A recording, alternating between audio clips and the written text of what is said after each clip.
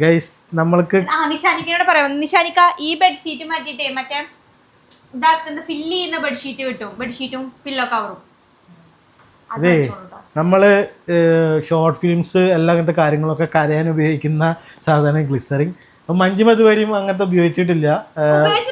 ഈ ഉള്ളി കണ്ണ് തേച്ചിട്ട് പോലും എന്റെ കണ്ണിന്ന് വെള്ളം വന്നിട്ട് എന്റെ കണ്ണിന്ന് ഞാൻ വെള്ളം വിരിപ്പിക്കും കേട്ടോ. ഇത്രയും ലുക്കിലിരിക്കുന്ന എന്നെ നശിപ്പിക്കുന്നു. ഇതിന്റെ ഉള്ളിലേ എങ്ങനെ അറിയാം, ഇതിങ്ങനെ താക്കും. അപ്പൊ ഇതിന്റെ ഉള്ളിൽ ഇങ്ങനെ വിരൽ വെച്ചിട്ട് അതൊക്കെ എല്ലാവർക്കും പറ്റും. എന്നിട്ട് കണ്ണിങ്ങനെ വെച്ചിട്ട് ഉള്ളില് കൺമഷി ചെയ്തോ.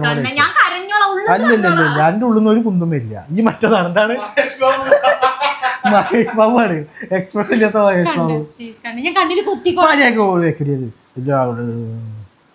ഇങ്ങനെയാണ് കൺമഷി എങ്ങനെ എഴുതല്? അതുകൊണ്ട് വെക്ക്. ഉള്ളി നല്ല ഇതാവണം കേട്ടോ, ചൂടുണ്ടാവും, ഒരു ചൂടുണ്ടാവും.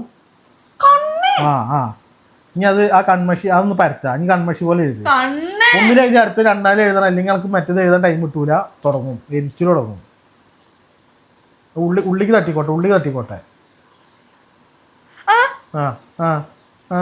ഇനി കണ്ണ് നിർത്തി പിടി, ഇങ്ങനെ തള്ളിപിടി മേലേക്ക്.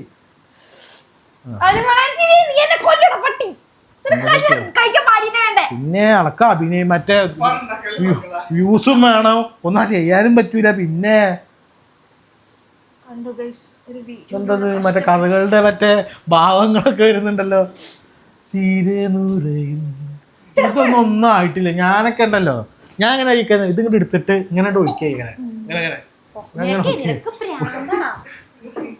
അങ്ങനെ ഞാനൊക്കെ ഒഴിക്കുക. ഒന്നും ആയിട്ടില്ല.